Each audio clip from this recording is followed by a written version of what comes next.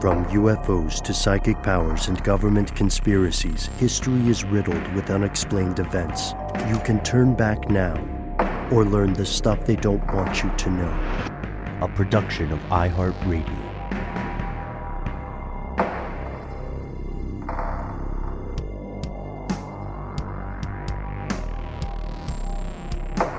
Hello, welcome back to the show. My name is Matt. My name is Noel. They call me Ben. We are joined, as always, with our super producer, Paul Mission Control Deck. And most importantly, you are here, and that makes this stuff they don't want you to know. However, this is not an ordinary episode. Today, friends, we are joined by the one, the only Brian Ray. Amongst many of his accolades, he is the creator and host of On Tour, a podcast by Black Barrel Media in conjunction with iHeartRadio.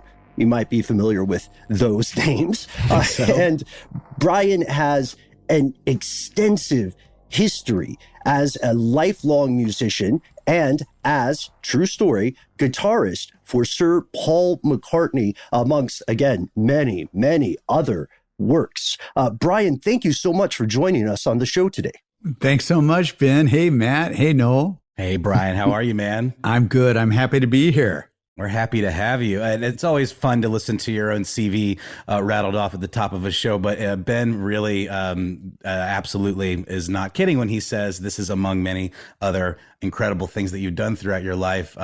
You also have just recently launched a series of vinyl singles through another person that we're all a big fan of, Mr. Little Steven Van Zandt of Silvio from The Sopranos fame and, of course, the E Street Band. But tell us a little bit about this single series that you're doing with Steven.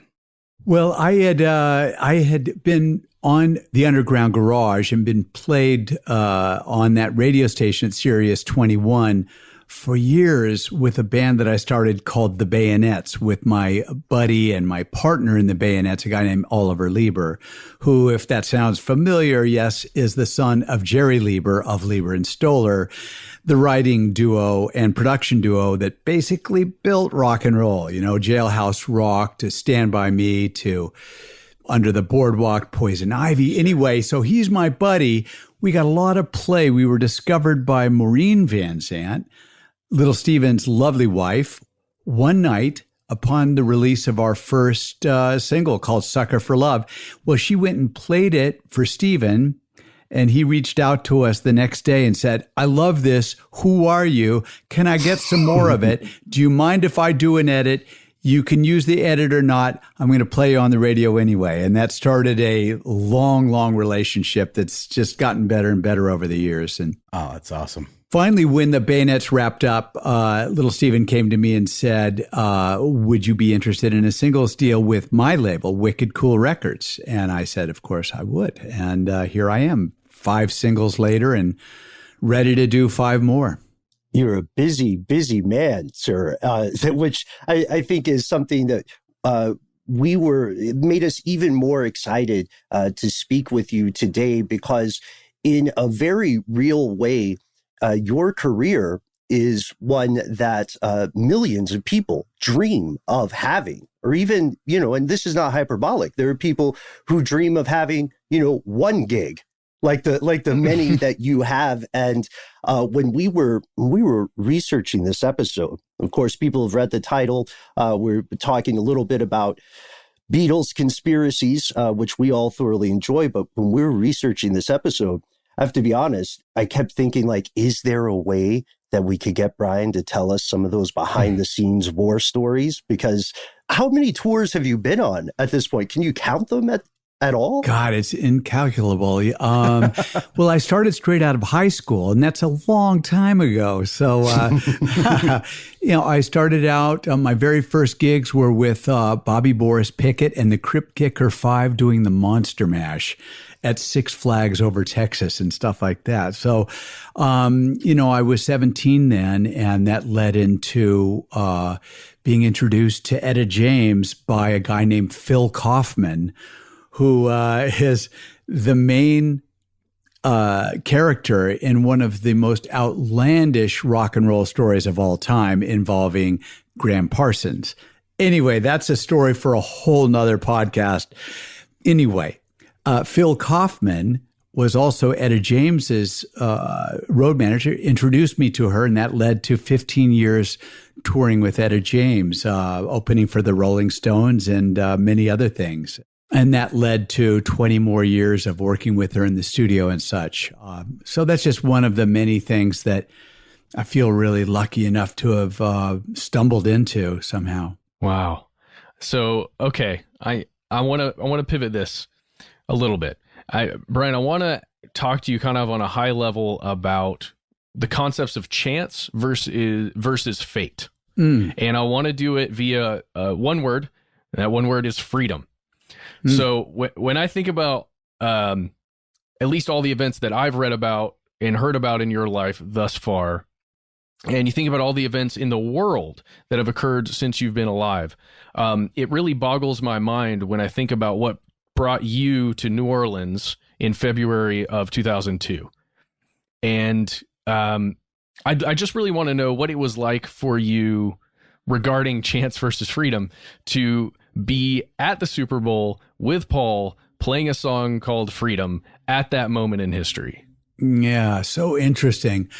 I mean, this was back before I had a cell phone, if I remember correctly, and I still had, a plug-in, cordless phone with voicemail. But that day, I happened to pick up the phone on a Monday when I got a call from David Kahn, the great producer and arranger who is associated with Paul McCartney for years and years and still will sometimes pop in and out. Well, David Kahn said, I got your phone number from Abe Laboriel Jr. We're putting together a band to go do one song in advance of the Super Bowl 2002. And we're looking for a guitar player who plays a bit of bass. Would you be up for coming and meeting with me to see if you might be the right guy for that? And I said, hell yeah. He says, can you be here in a half hour? And I said, no, but I can be there in an hour. And the truth is, I could have been there in a half hour, but I was literally shaking now. And I didn't want to show up like drooling. So I thought I would take just a half hour to breathe a little bit, get my act together a little bit, because this was all very exciting. Now, flip back a couple of weeks, I had told Abe at my birthday party that I would love a shot at that, was what I said when he talked about future gigs, possible gigs with Paul. So obviously he had given my name to David Kahn, and now there I was with David Kahn over at Henson Studios, talking to David Kahn, picking up a Hofner bass, picking up a Telecaster, and just talking about music. It wasn't a high pressure, audition or something. It was more just kind of a get to know you thing, just he and I. And at the end of about an hour, he said, well, I've had a really good time, man. I have a good feeling about this. There are other people they're looking at. I know that, but, I'm going to put your name forward. And I got a call the next day saying, can you be on a plane Wednesday to come to New Orleans to play with Paul McCartney at the Super Bowl? And I was like, hell yeah. So, I mean, it is something, it is chance. And it is preparedness, because if not for the many years with Etta James and Laura Branigan and Johnny Halliday and Mylène Farmer, without all of those things, maybe I'm not the right guy for Paul. So it's chance, it's opportunity, but it's also preparation, but it's also being a kid who embraced freedom to do what the hell I wanted. So if that kind of helps wrap it up, I'd never thought about it that way, but yeah, I was lucky to have parents who didn't force me to go be a policeman. I had the freedom to do what the hell I wanted. And I knew from the age of 3, that's what I wanted. Wow. And this is something that I think is inspiring for a lot of the people in the audience today to hear, because, Brian, we have a lot of listeners who are on the younger side, and are pursuing music. And this is a secret adults don't always admit to high schoolers and younger people.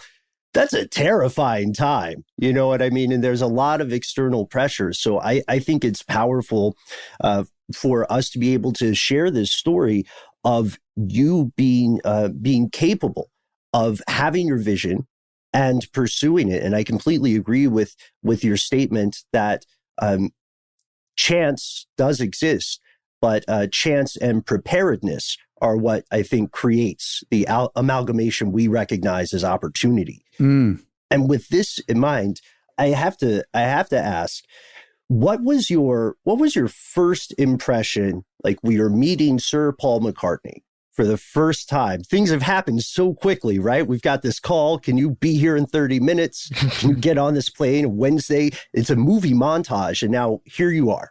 Mm-hmm.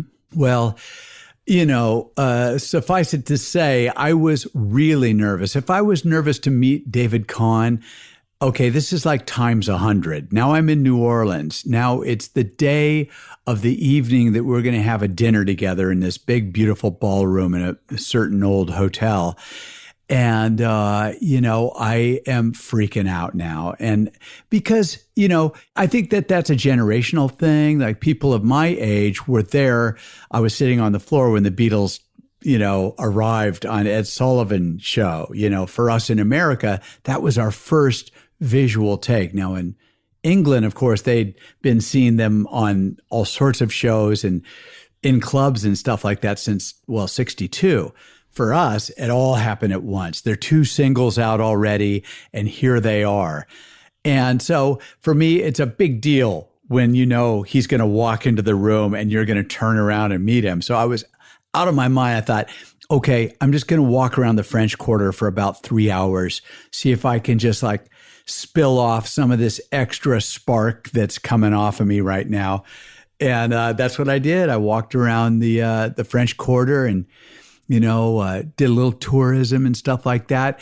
Did it get rid of my nerves? No, it didn't. But there I was. It was about 7:30 or 8, and we're all in this ballroom. He's not there yet. There's a bar set up and a big, beautiful table.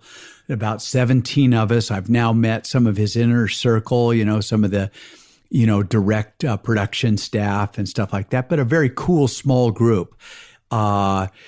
And I'm standing there having a cocktail and the lights are low and it's this big sort of rococo, beautiful room with long curtains and very lush setting.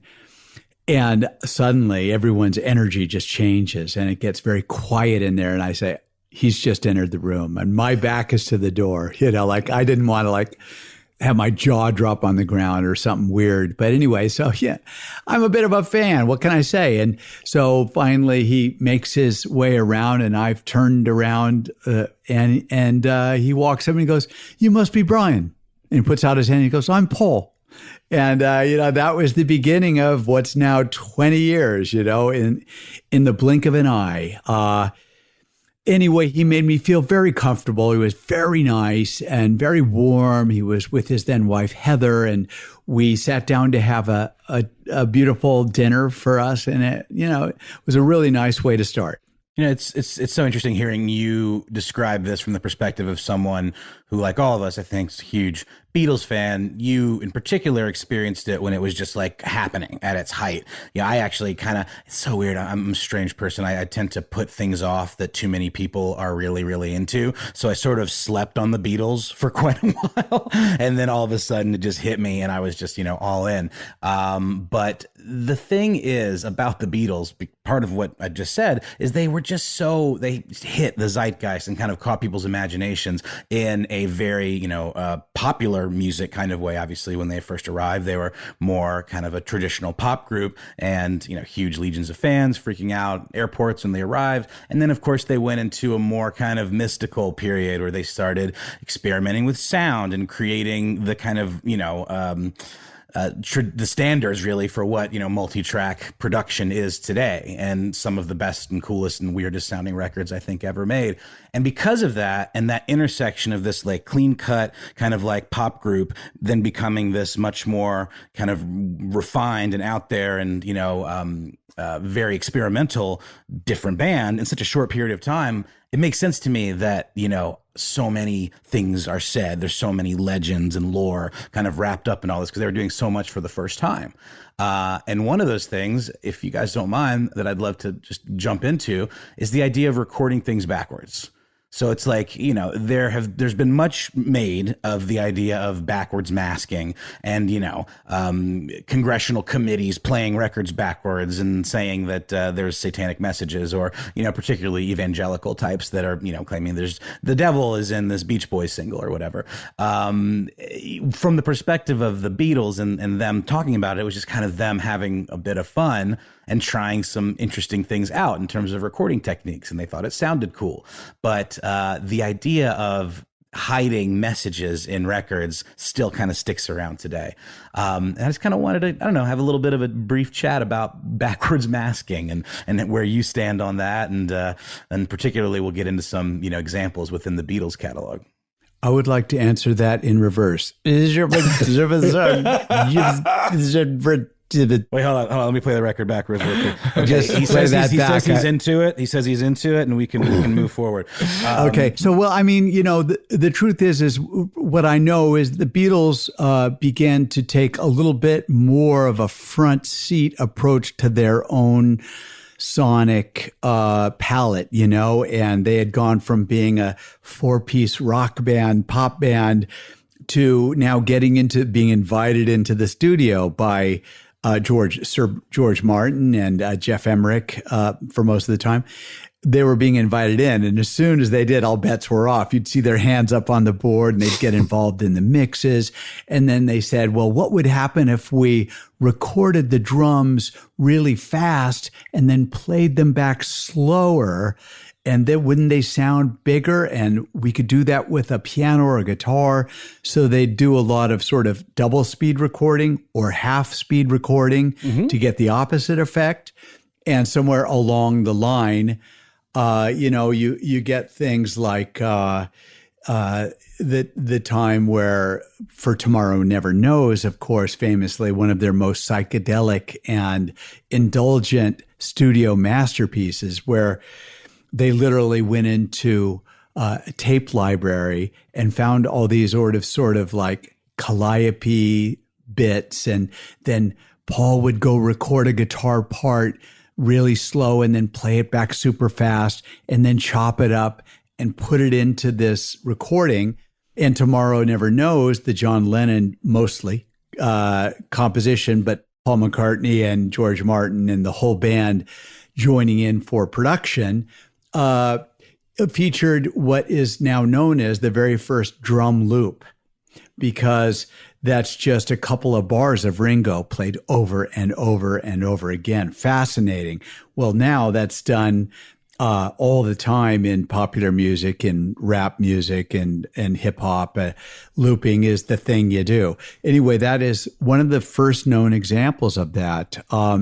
And the backward masking, very interesting stuff. The backward recording.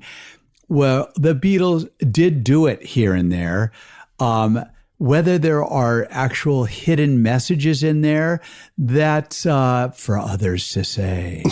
But it was interesting when, I think it was Tipper Gore, Al Gore's wife, came to Congress to, decry that this new backward satanic masking that was going, and man, oh man, that was like a funny time. But, it was interesting. I think for the people who did it initially, it was just something weird and new to do.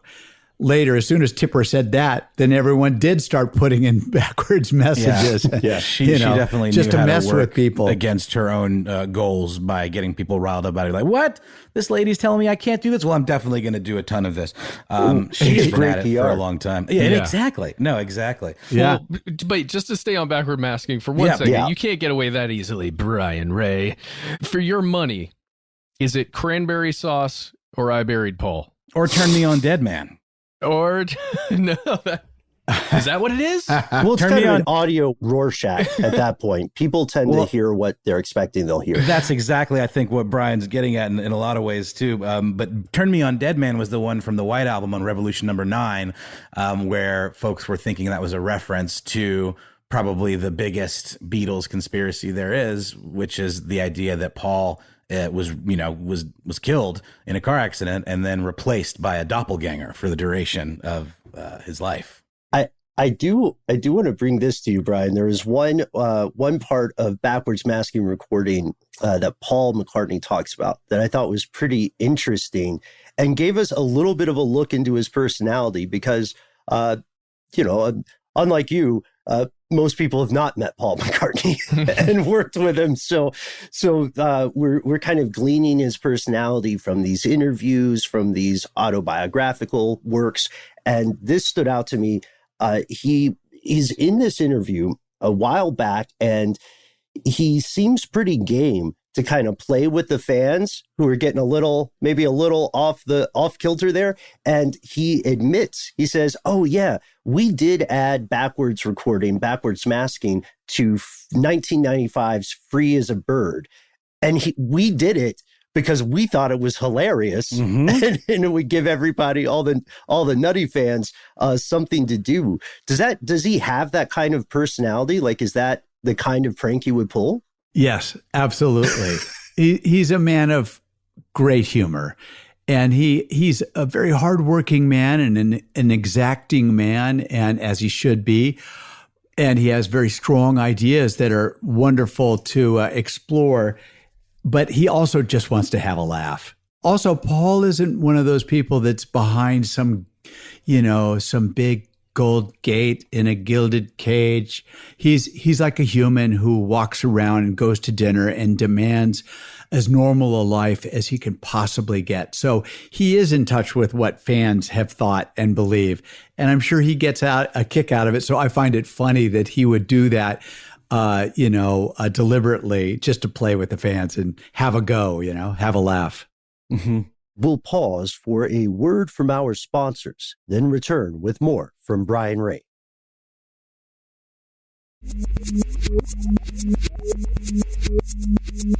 And we're back.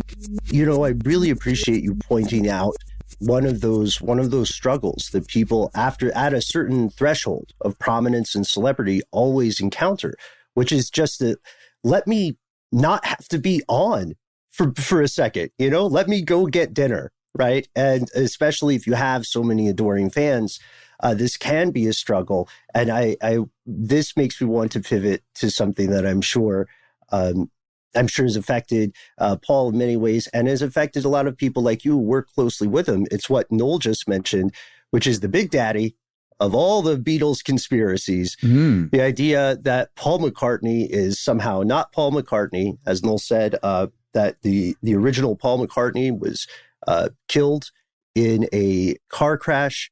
And then there's this whole story about how there was a look-alike contest, because that's how you keep a secret. Have you ever talked to him about this? I have no idea how you would bring that up in conversation. Yeah. Paul, are you dead? I wouldn't tell you if he was, though. I just gotta say. When this is all wrapped up, whenever that is, that finally he would turn to me and say, "Brian, I just want you to know that my real name is Randall. I'm not, in fact, Paul McCartney." Oh, my God, you're what? Anyway, it's to be the subject of so many fantastical sort of conspiracy is a real honor. That just means that people are so into you that they want to embellish your, I guess, mostly 8-year career and keep it going. Keep it going today. I think that's a way for people to keep the Beatles alive. And it's funny that they would choose to say one of them's dead by keeping them alive. But, anyway, yeah, I mean, let's get into it. Tell me what the data is. Give me some of the evidence and here we'll are get the into facts. It. Okay, all let's right, go. Let's go, man. Hit it. All right. Yeah. So here are the facts. The story of the conspiracy theory that Paul McCartney dies really reaches the mainstream way back in October 12th of 1969. There is a DJ named Russ Gibb. He's hosting a show on WKNR. It's 69. Everybody loves the Beatles. Everybody knows who they are. And he gets, this is the heyday of call-in radio, right? So a mysterious caller reaches out to Russ on air and is like, you need to put on Beatles' White Album. Spin number 9 intro from Revolution 9 backwards. And he like hangs up like big, I've already said too much vibes. And so, gives a DJ, he's game for it. He plays it on the air, and he is the one who claims, I hear something and it sounds to me like they're saying, turn me on, dead man. And then from that moment, the story spreads like wildfire. And there's one hilarious quote from Paul himself about this, where he said, I'm alive and well, and I'm concerned about the rumors of my death. But if I were dead, I would be the last person to know. Excellent answer. Oh my God. It reminds me, I know you mentioned this before, Ben, off air, but it reminds me a lot of the Mark Twain quote, the rumors of my death have been greatly exaggerated. Or whatever, the idea to be able to comment on your own death is delightful and ironic. And it sounds like he took it in stride. But I mean, there were like headlines about this. This wasn't just some fringy thing. I mean, clearly, it is in many ways, but it made the news, right? Are you saying that newspapers need stories to sell more newspapers? I think that might be partially what I'm saying. Isn't normal news enough? Apparently not. But anyway. Even back then, we've got a headline from the World News Daily Report that says, former Beatle Ringo Starr claims the real Paul McCartney died in 1966 and was replaced by a lookalike. When did this happen? Well, that came out in the mid to 2010s. I know, yeah, for sure. But it did still make the news at the time. But what is the deal with that? I don't even recall this happening. This sounds like a very disreputable. This sounds like a very disreputable publication too, by the way. Yeah, but it sold papers. It sold papers. It sold clicks, I guess, and online advertising, I suppose. Yeah. Same thing. Yeah. But this is the mid 2000 teens and like around 2015, I believe. And this got published in a bunch of other places. So people picked up that story. Oh my God, Ringo Starr talked to this thing called the Hollywood Inquisitor and spilled the beans about all this stuff. Holy crap, what? And even I, in preparing for this episode, reading the article, my blood gets a little excited. I'm like, oh my God, Ringo's like telling the deep dark secret. And the reason why it's compelling is because there are so many details. It's like any good yarn that's been spun, these details are so fine and just they're perfect for making you feel like something is real. I hate to even burst the bubble immediately, but it turns out this publication is a satirical news site, very much like The Onion. Mm-hmm. And it says it on their website. Yeah, but who's going to click to the about section? We got no time for that. We just heard from Ringo. It's the last word. I remember when those rumors came out, it was the late 60s. And when the rumors came out about saying it had happened in 66. I remember that. And it's very interesting. I remember somebody engaging me on one of my Facebook pages about it, and he was dead serious about it. And I just thought, oh my God, this guy, there's no talking to him about it. And so I think I just muted him or something like that because, I mean, what are you going to say? No, I guarantee you that's Paul McCartney I've been working with for 20 years and not Randall. Or Billy Shears. Billy Shears. I thought Billy Shears was Ringo's alter ego because he sings the A Little Help with My Friends, and they kind of introduce him as Billy Shears. Yeah, I know. The idea behind that album was pretty brilliant. I think Paul talks about that being his idea that the Sgt. Pepper's Lonely Hearts Club Band would give them freedom to be someone other than the Beatles everyone had come to know, and thereby giving them, there's that word again, the freedom to do something like, Good Morning, or like Little Help from My Friends, or, Day in the Life, just to really stretch out a little farther than they ever had before in production and in sort of the palette, the production palette of sounds, They could be this other band. Well, and plus Billy Shears had to learn how to play all of Paul McCartney's songs anyway. So, sorry. Right. No? Okay. Okay. Well, no one said the people involved didn't have a work ethic, right? Well, that's day one stuff.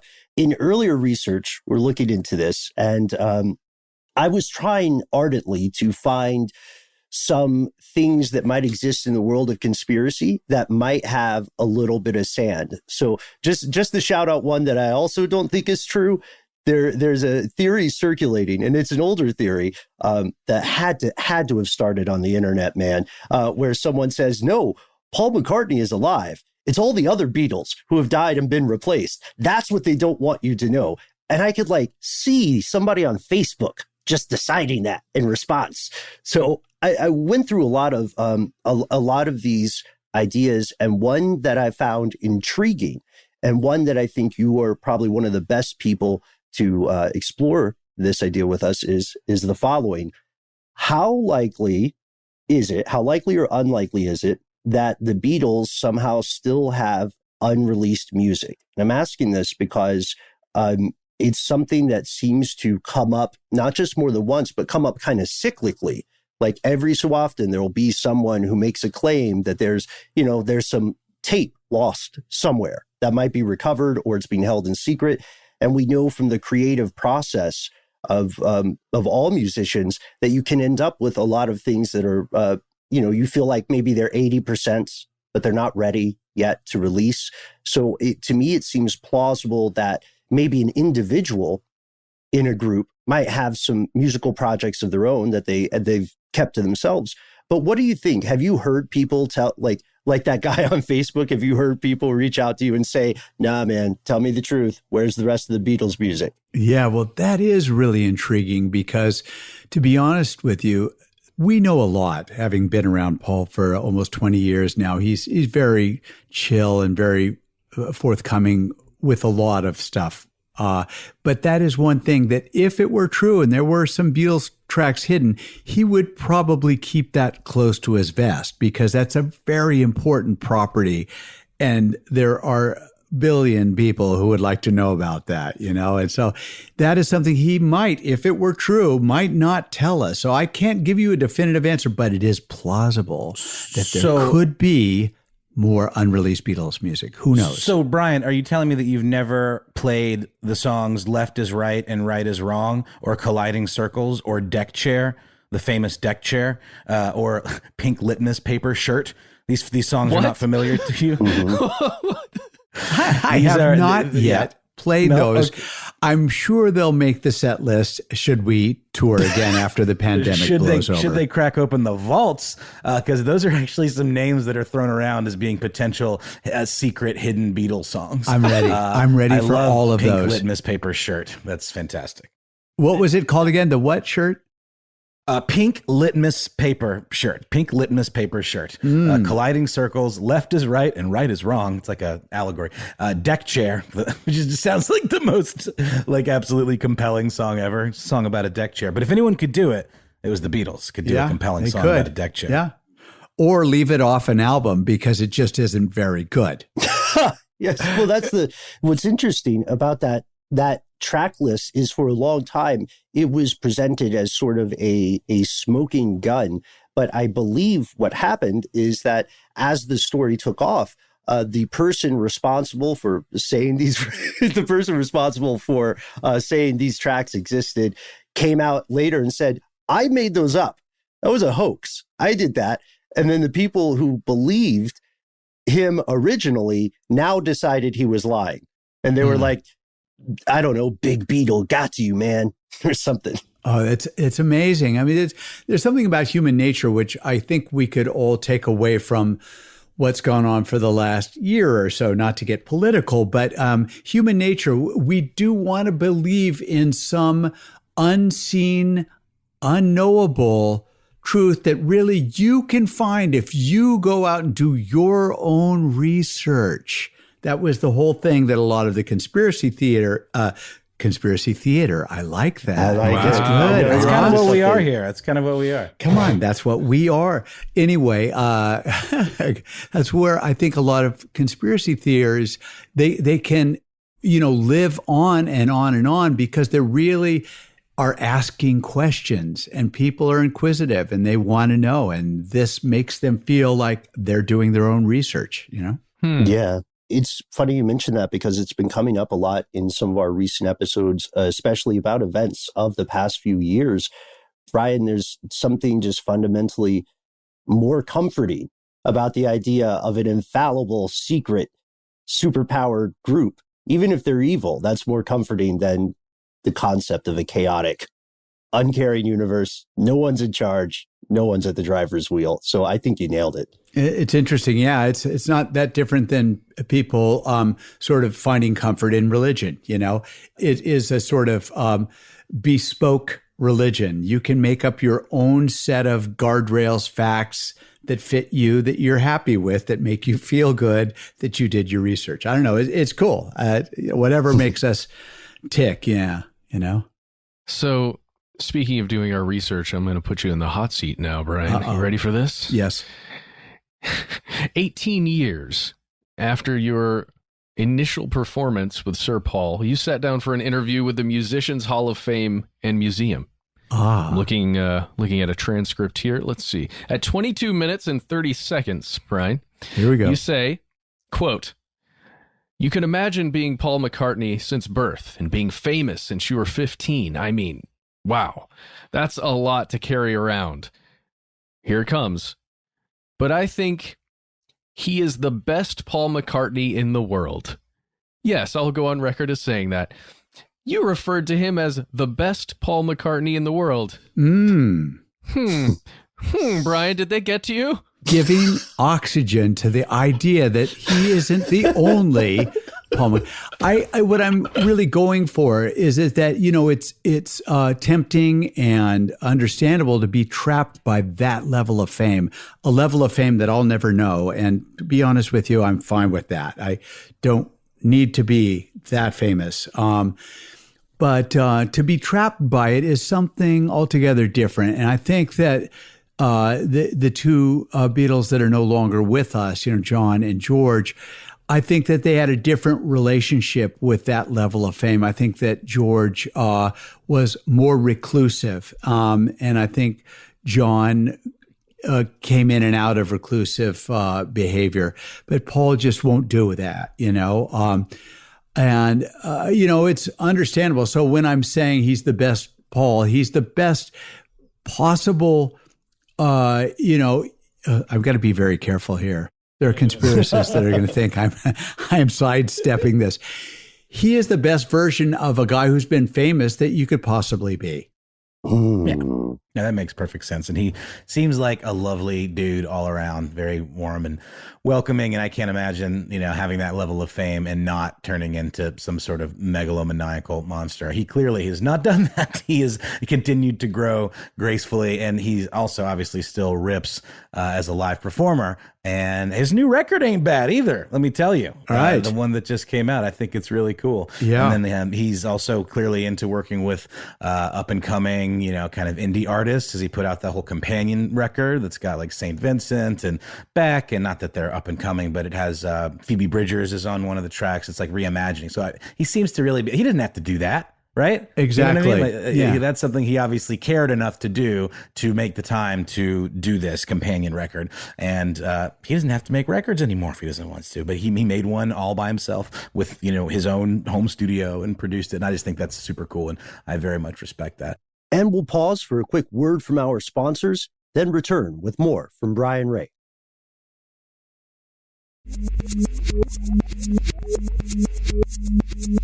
And we've returned.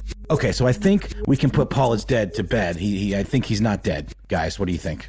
I don't know. Any outstanding questions here? So I appreciate you bringing us back to that, Noel.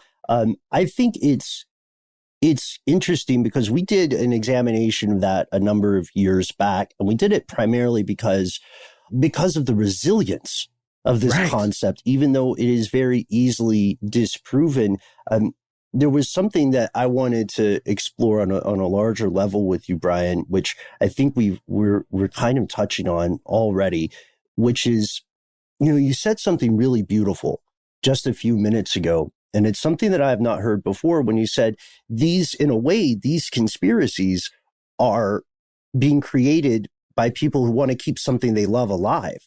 And that is and I'm not exaggerating or blowing smoke here. That is one of the most optimistic, beautiful takes I've ever heard on these types of theories, because what we're talking about is something, that can really wear on a person's mental well-being, maybe even on their soul, when, fame at a certain level becomes a cage. And what I have to ask is, if you look at the world of conspiracies, there's some about actors, right? There are plenty about politicians. But out of the majority of celebrity conspiracy theories, they seem to center specifically on musicians pretty often. Why would you say that is? Or have you noticed that? What do you think makes people feel so compelled to create conspiracies around musicians specifically? Interesting. I think that one of the components of that might just be that at the time when the Beatles came into fame and were in everybody's living rooms and on everyone's mind and television sets, and everyone in the British invasion, we were all swept up by this new wave. This is so long before social media, and they lived on mystery. That was part of what they were selling. Was they were able to put out what they wanted you to see. Yeah, the Beatles did Christmas greetings and they did this and that, really sweet, cute stuff. And they would then tour. The Stones would go on tour. The Beatles would go on tour. But they showed you what they felt like showing you. They gave you what they wanted to give you. So you're really left there in a dearth and a sort of a void to fill in some of the blanks. There wasn't a ton known or said. They weren't on every talk show to be interviewed all the time. So I think in that void, people love them so much, and as I said, want to keep them alive, that they'll just fill in because it's pre-social media, Dude, I love that, Brian. And I think there's something, if you take that and you combine it with the intimacy that's talked about in the audio medium, that a lot of times with regards to podcasts is talked about as an industry, how intimate this is, where you're talking to someone or you're listening to someone constantly just through your ears. I'm imagining in the 60s in a car listening to a song over and over and over as it's being played in your living room with your speakers you've got set up with your vinyl. My dad would listen to Beatles records just on repeat, just sit down in the living room and listen to Beatles records. And that intimacy that you feel you have with those individual songs, with those individual musicians and the voices that you're constantly hearing, I think that is really making that connection even deeper. And like you said, living on every moment, on every word that's written in a tabloid when Paul sat down, or, the Beatles sat down to be interviewed, every little detail becomes the most important thing. That's interesting, and another factor that you just sort of reminded me of in music performed by people like the Beatles and largely the Stones and a lot of these other very influential artists is personal, and it's written by them. These days, you'll see an awful lot of the pop artists where songs are written by 10 people. So you're talking about something that's very important. There is an intimacy. So those headphones are right on your ear, and Paul is singing really perfect, sweet, Hey Jude, or John is singing Julia in your headphones. It's very intimate, and so you do form a connection with them more than you would an actor. An actor is reading somebody else's words. And as a viewer, you might know that. But as a listener to someone, you have adopted this artist, the Beatles. They are sort of extended family. And maybe there's something to that relationship, kind of, fosters a little bit of an imagination to fill in some of the blanks in the spaces that have been left for you to fill in. Mm-hmm. And that's part of the, I think the academic term for it is a parasocial relationship. We have people speaking to us even if, lyrics might sound abstract on one track or another, I believe it's safe to say at this point, people who listen to the Beatles have a collection of very specific, maybe even not entire songs, very specific moments in a song that speak to them on this intimate human level. And when you have this, when your brain is telling you that you have formed this social relationship, then we see the beautiful interconnectivity that can happen. If that's the Jedi side of it, then the Sith or dark side of it is when people believe that they can start making demands or presumptions of folks that they've never met, as though they are owed something, as though they are, this is what I would ask my dad to do or whatever, right? And Right.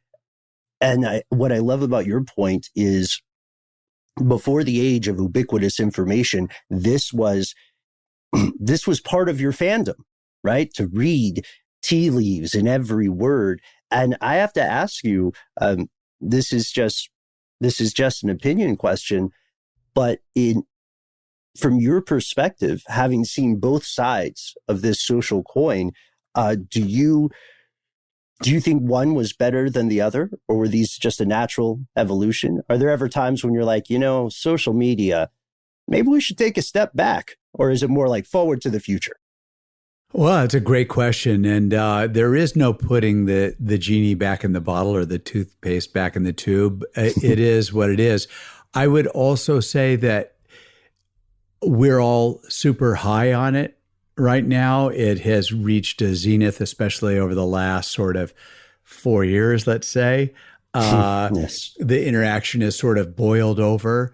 And it has been a breeding ground for a lot of maybe not as constructive or playful conspiracy theories. So to a degree, it is a damaging influence, but there's no putting it back. And yeah, it would be great if we could just turn it all off at once, but it ain't going to happen, That would be cool. But what would I do with half of my day? No. Fair. I would, no more doom scrolling. But anyway. Oh, you could just practice all of the iconic riffs that you get to play all the time. Yeah, those 5 songs that Noel just told us about. I could get started on those and do something constructive with my life. Deck chair, yeah. Deck chair, Paul, come on, let's do deck chair. Count it off. I'm so pumped for deck chair and pink litmus shirt. You guys, I can't even express my enthusiasm. I think this is a really interesting place to take the conversation. I mean, it really is. I agree with Ben.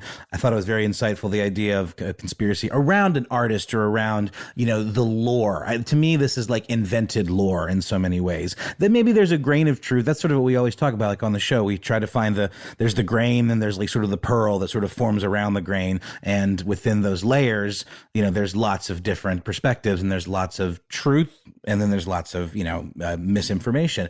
But this one, it really does seem like none of these were necessarily started with maliciousness. The Paul is dead one was, I think, more started out of concern, right? It's like, we're worried that Paul's not okay. Paul, tell us you're okay. He's like, I'm okay, guys. The whole thing was bloody ridiculous. And they're like, we don't believe that's not. Come on, Randall. Of course, doppelganger Paul would say that, But, of course he would. Of course he would. But I think it's a really good point. It really is something that was started out of reverence and out of, these mythical beings that really aren't mythical beings at all, as I'm sure you now are very comfortable with. You had that moment of anticipation meeting this person that's very much larger than life, but now that you've toured with him and dined with him and spent time with his family, you know him to just be a mortal guy, who's a pretty reasonable and easy to get along with guy for someone that's been through what he's been through and had the level of fame at such an early age that he's had. I would say he seems like a pretty down-to-earth dude. And I think you're probably lucky that you get to tour with him and maybe not some others that aren't quite as down to earth and cool. That's a good point. Yeah. Like I said, he's the best Paul McCartney in the world. You son of a I'm sorry. No, this is perfect. We're still working on what we're going to call this episode, Brian, so it might be that. Because you've chosen out of all the Paul McCartneys, the one that's the best. this is an absolute pleasure. And I have to come clean here, in our exploration today, we wanted to be really careful not to ask you 1,000 questions that you've had to field 1,000 times.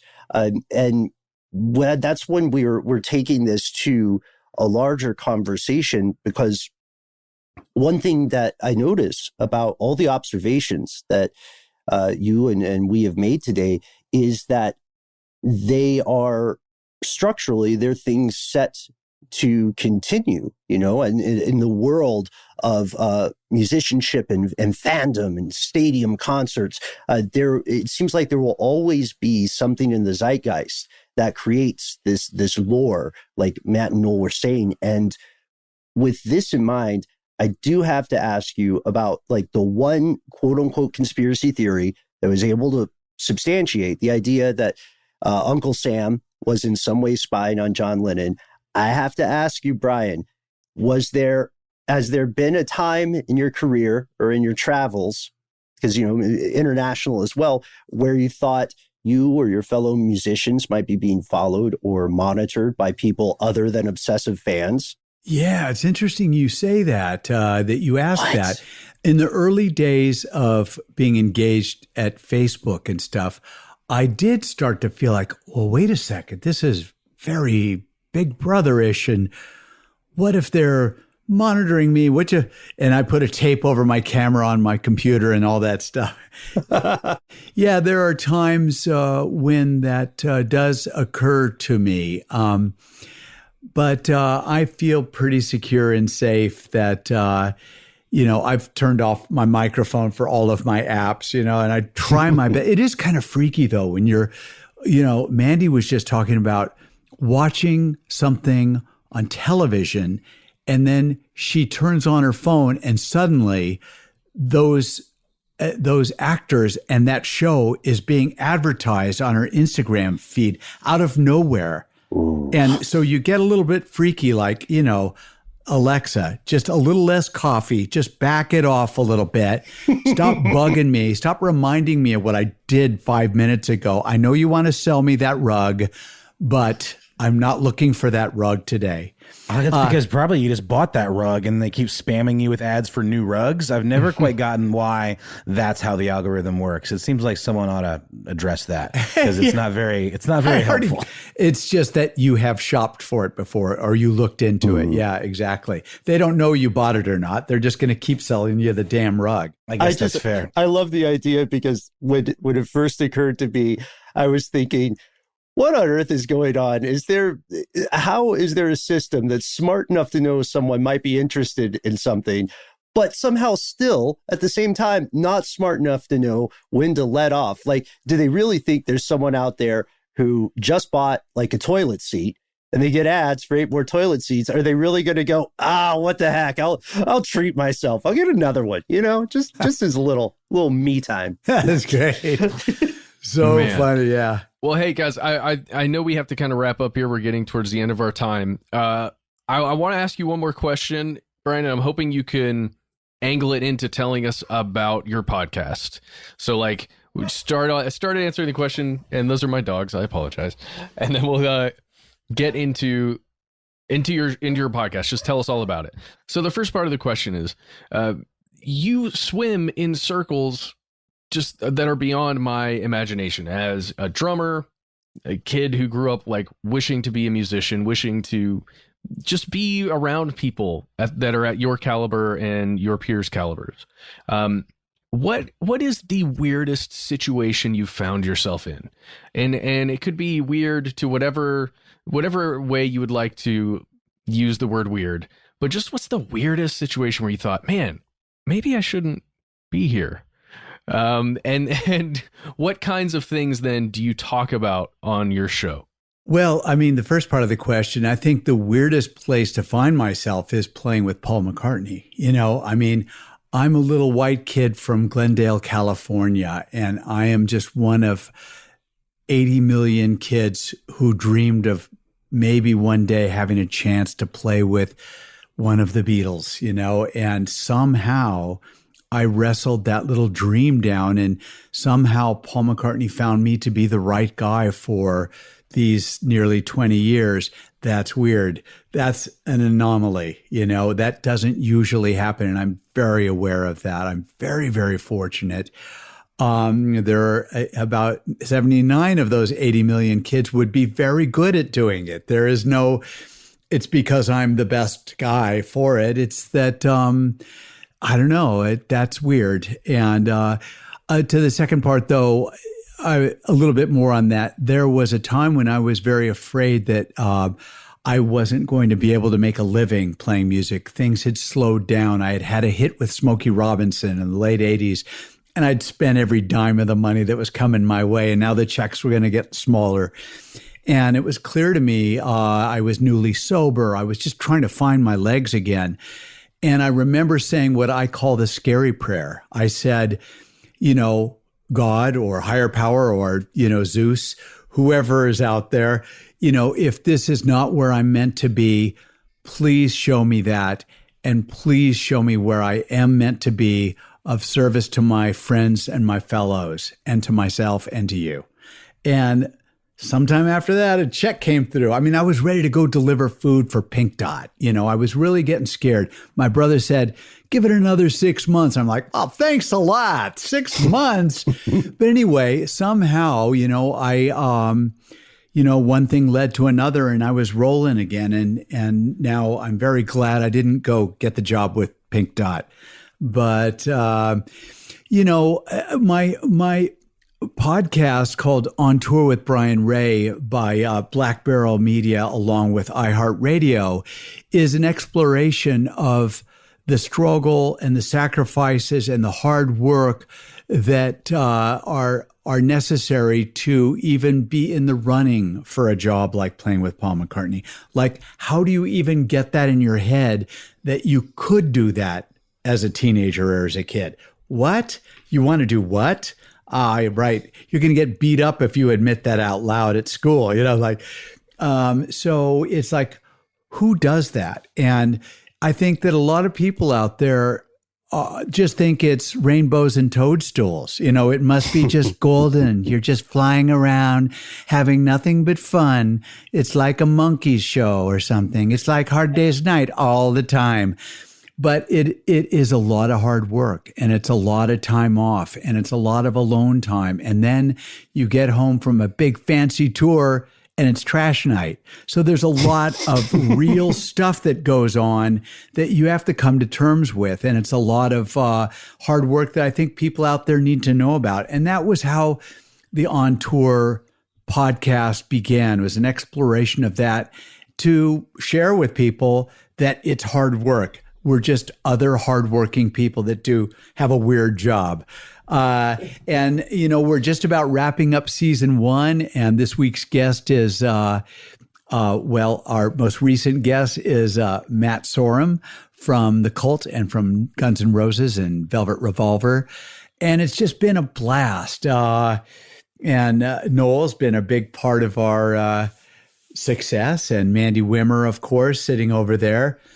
And it's just been a blast, man. We've been having a great time, and we've been doing after shows that we drop every Friday where we talk about that week's episode that we just dropped. And hey, man, it's just, to be honest with you, it's fun to be new at something again, because I've been playing music and playing music live and writing music and producing music since I was a teen. Okay. So it's fun to be new at something because it's scary. And it's fun, and it's cool, and it's challenging. Right on. Well, thank you so much for doing such an amazing podcast and for joining us on our podcast to talk about some all kinds. This has been a wonderfully freewheeling conversation. A little Paul McCartney, a little inspiration thrown in there for good measure. I've had a great time, and I hope you did too, Brian. Thanks again. It's been a blast. Thank you guys so much. Yeah. Yes, thank you so much. And folks, if you want to hear the inside scoop, if you want to continue the conversation, please do check out On Tour with Brian Ray. I was earlier, no spoilers, because you should listen to the episodes. Earlier, I was checking out your after show with your take on Prince.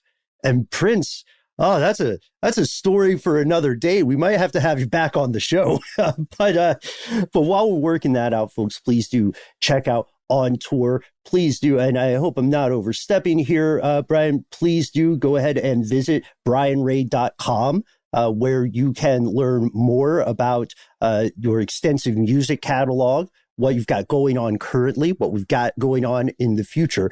It is an absolute pleasure to spend time with you today. Listeners, please let us know your take on Beatles Conspiracies. Please let us know what you would like to learn more about in the world of music. We try to be easy to find online. Oh, one last thing before we do that.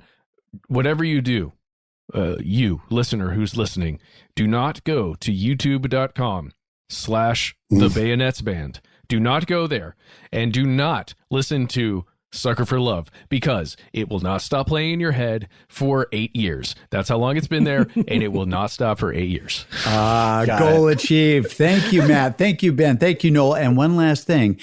It was J. Edgar Hoover, not Uncle Sam. I knew it. Perfect ending. We've kind of blown over that. It's the one real conspiracy of all those, not to blow anyone's bubbles if you're still entertaining them, but that I know of. Anyway, it's the one that is true. And it was Dick Nixon, that little devious man, asking J. Edgar Hoover to do him a favor and tie this guy up because he's getting too much attention being anti-war. Yeah. Well, you really think so? No, yes. True. It is absolutely true.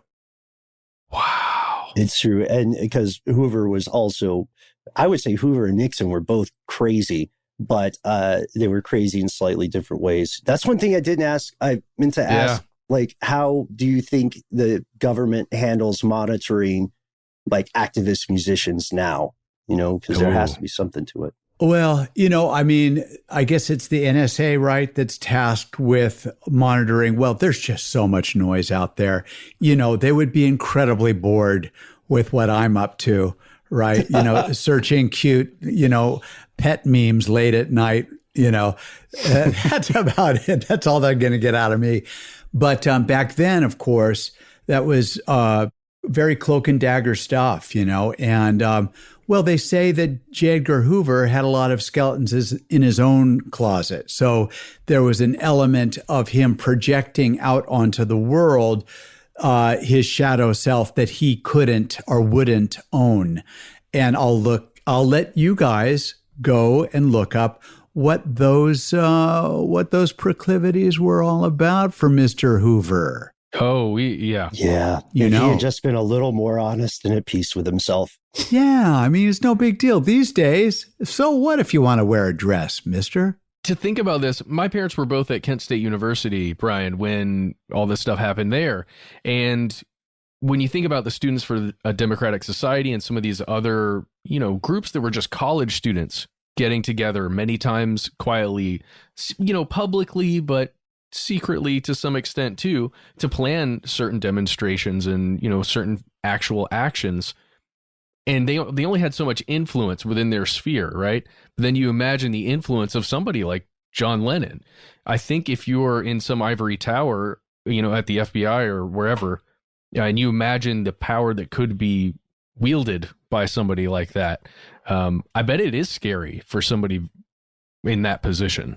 Yeah, no doubt. I mean, can you imagine? You don't know what they're coming up with, and you're John Lennon, and you learn or you suspect there's a file on you, and then you start seeing that your immigration is getting held up. It's really scary, man. It's scary. So, yeah, not cool at all. But, man. Well, imagine if you're William Campbell and, you're like, oh, man, I got to keep pretending to be Paul McCartney. I wonder what kind of file they got on me. No, I'm just joking. What about this? I mean, you guys know about that song from, I think it was Memory Almost Full, called My Ever-Present Past on Paul's Memory Almost Full album, I believe. And he did a video using a Paul McCartney lookalike. A really nice guy. And that guy is playing Paul in the video. And it's his way of having a little bit of fun with that as well. Whoa. And that's our show, folks. Give us a call, 1-833-STDWYTK. You can also send us an email directly where we are. Conspiracy@iHeartRadio.com.